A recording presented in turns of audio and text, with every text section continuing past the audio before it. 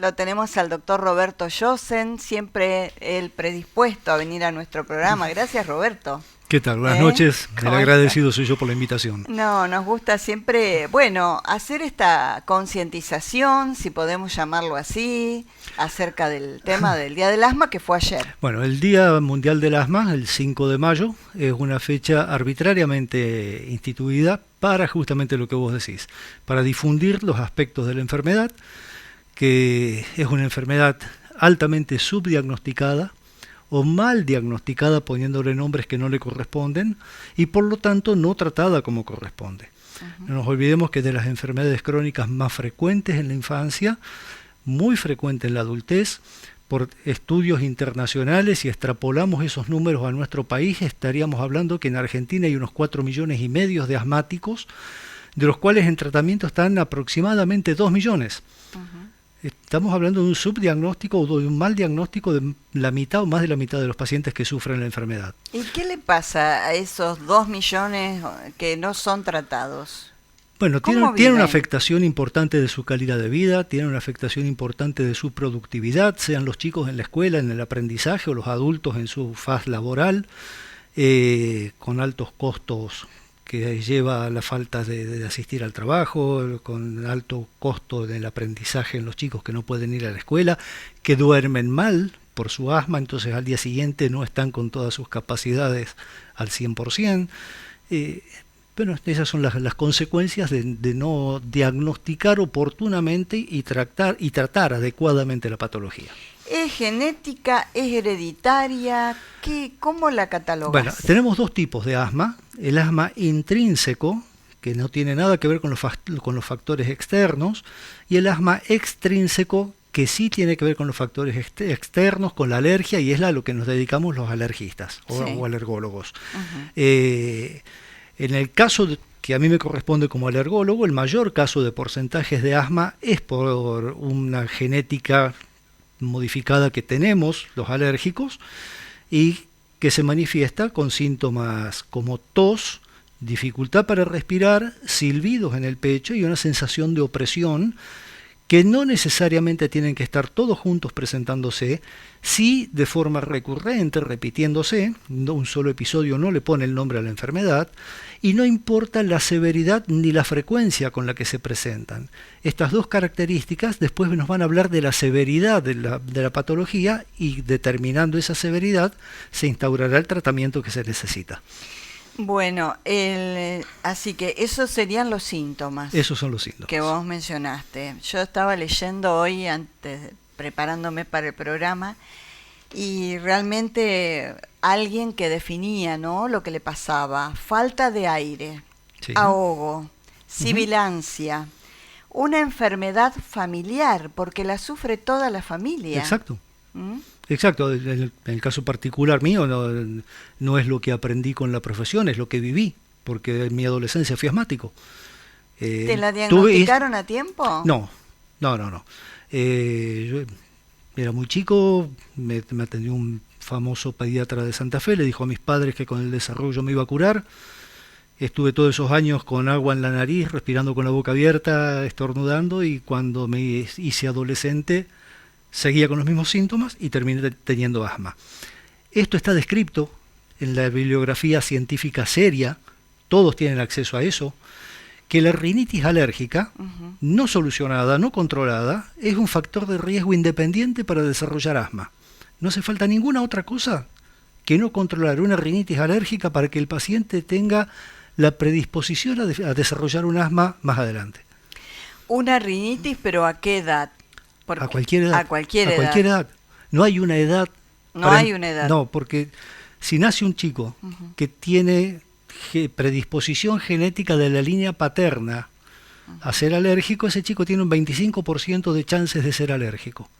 Si es a través de la línea materna es un 35%, y si es de las dos líneas es de un 85 a un 90%. Entonces, si bien a determinadas edades hay cosas que no se pueden usar o que no se pueden hacer, pero desde el día cero sí se pueden hacer un montón de cosas para tratar de prevenir que este chico se sensibilice y desarrolle patología alérgica. Es lo que se llama prevención primaria. El tema de, bueno, el tratamiento es fundamental. Primero, el buen diagnóstico. Yo te comentaba que la vi a la doctora Estela Cuevas, Sí. Que vos estuviste con ella Sí, en la conozco, congresos, que la solemos ver en distintos programas. Y bueno, ella es otorrinolaringóloga, no es Exacto. tu especialidad. Pero bueno, hablaba ayer del asma y decía, el buen diagnóstico a tiempo es lo más importante. Fundamental. Fundamental. Todo diagnóstico oportuno, precoz, nos da más facilidad de hacer un buen tratamiento y que el paciente mejore en su calidad de vida, mejore en todos los otros aspectos que te mencioné antes. Sí. Y también que tenga la precaución, ese paciente, de cuidarse, ¿no? Y de no caer. Bueno, evidentemente, los pacientes que tienen patologías alérgicas respiratorias son los que ven su calidad de vida desmejorada en tercer lugar. Solamente tienen peor calidad de vida los diabéticos y los epilépticos que los pacientes que tienen rinitis alérgica o asma. Entonces, mientras uno está con síntomas, hace los tratamientos correctamente, se cumple. El problema es que cuando, como toda patología crónica, lleva tiempo, entonces cuando nos sentimos un poco mejor, es como que empezamos a relajar un poco, ya no nos cuidamos tanto, y es la mejor forma de volver a tener síntomas. El tema de la humedad, viste que estamos con estos días que hace frío, hace calor, humedad, viento, ¿eso afecta? Mucho, es un factor predisponente muy importante. Por ahí escuchamos hablar de alergia a la humedad, no es tan así, la humedad es agua, no podemos ser alérgicos al agua, pero sí que los días muy húmedos facilitan la presencia de síntomas. Uh-huh. Bueno, y también busqué porque cada año hay un eslogan, ¿no? Ah, sí, sí. Y es el acceso a inhaladores antiinflamatorios para todas las personas con asma para prevenir ataques. Y uno por allí le tiene miedo a esos inhaladores porque dice, uy, tiene corticoides. ¿Qué me podés contar? Que son muy seguros, que las dosis que se utilizan en la terapia aerosolizada, sean aerosoles, en cápsulas o en cualquier otro dispositivo de polvo seco, tanto como los sprays nasales, son muy seguros, las dosis son muy bajas y prácticamente no tienen biodisponibilidad. Esto quiere decir que la medicación no pasa a la sangre y por no pasar a la sangre no llega a otros órganos para poder generar efectos secundarios. Es lo mejor que nos puede pasar como tratamiento de las patologías respiratorias es usar ese tipo de medicación local. Mira vos, si a veces uno dice está lleno de corticoides. Además, Dorita, Sí. los corticoides son como las bebidas alcohólicas. Uh-huh. Se pueden usar, lo que no hay que hacer es abusar. Claro. ¿Y un tratamiento para el asma en qué consistiría? Bueno, eso depende de la gravedad de la Uh-huh. patología. Pero a grandes rasgos. Sin duda que es una patología que es inflamatoria de la vía respiratoria. Entonces la terapia antiinflamatoria con inhaladores como los que estuvimos mencionando es de base. Uh-huh. Y después dependerá de la severidad si el paciente necesita broncodilatadores a diario junto con ese antiinflamatorio o solamente como medicación de rescate. Uh-huh. Hay que estudiar bien, determinar qué paciente es candidato para qué tipo de terapia. Uh-huh. ¿Los inhaladores serían los que conocemos como PAF? Sí, ¿Eso sería? sí, generalmente el PAF se le dice por la onomatopeya del ruido que hacen cuando Sí. disparás. Son los aerosoles bronquiales, luego los sprays nasales y también, que son muy interesantes, los dispositivos que administran polvo seco. Ah. ¿Por qué? Porque son más prácticos. No necesitas de una aerocámara, como sí se necesita el aerosol, que hay una creencia equivocada, que las aerocámaras son para usar con los niños. No, la aerocámara es para el aerosol, no importa qué persona pongamos en la otra punta. Si nos ponemos a ver y ponemos en nuestra mano Sí. acá un aerosol, Uh-huh. no hay una distancia mayor de nuestros labios a nuestra faringe que esto. Vos pones un aerosol acá, lo disparás y vas a ver cómo se te clava en la garganta. Sí. Si vos tenés el problema acá, Sí, ¿para qué querés remedio acá? claro. Tenés que tener la aerocámara para que el aire, para darle tiempo que el aire que vas a inhalar traiga el medicamento y lo lleve hasta donde hace falta. Uh-huh. Bueno, ¿qué no hay que hacer? Fumar, primero y principal. Ningún irritante de la vía respiratoria. Fumar, aerosoles, saumerios, Ah, sí. muy Qué tema, frecuentes.